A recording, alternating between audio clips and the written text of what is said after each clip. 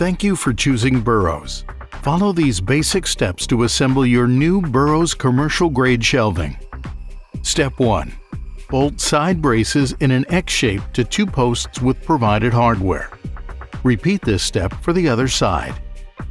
Step 2.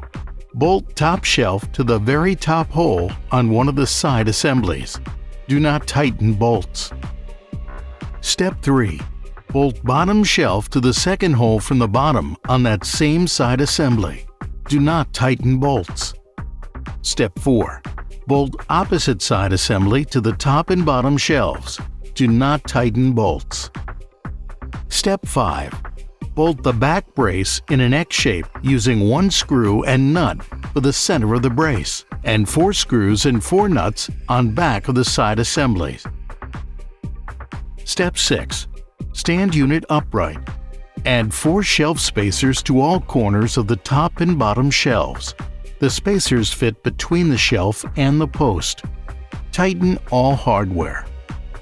To finish, add shelf brackets and install remaining shelves to the unit.